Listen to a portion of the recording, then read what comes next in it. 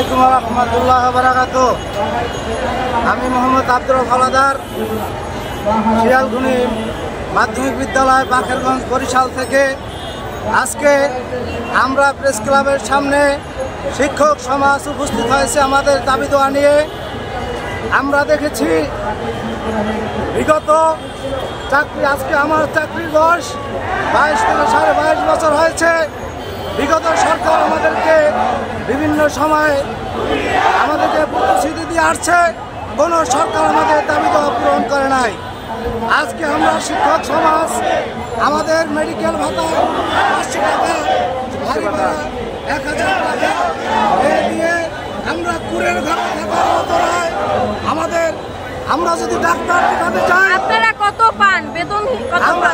আমরা BA pass করে MA pass করে আমরা যখন চাকরিতে ঢুকি 12,000 12,500 টাকা আমাদের চাকরি শুরু হয়।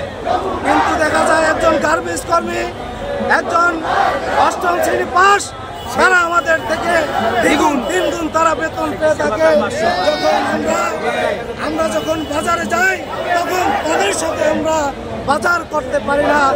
আমাদের ছেলে মেয়েদেরকে নিয়ে আমরা সুন্দরভাবে বসবাস করতে পারি না। আজকে চিকিৎসা ভাতা, বাড়ি ভাড়া, এটা একটি লজ্জাজনক। আমরা আজকে রাস্তায় নেমে এসেছি। আমাদের রাস্তা থাকার কথা নয়।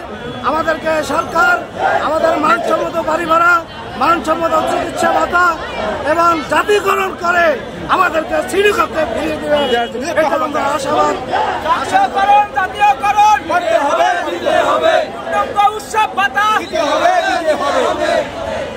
আমরা এই সরকারের কাছে এই দাবি জানিয়ে আমাদেরকে জাতীয়করণ এবং সরকারি নিয়মের বাড়ি ভাড়া, মেডিকেল দিয়ে আমাদেরকে শ্রেণীকক্ষে ফিরিয়ে দিন, এই আশাবাদ।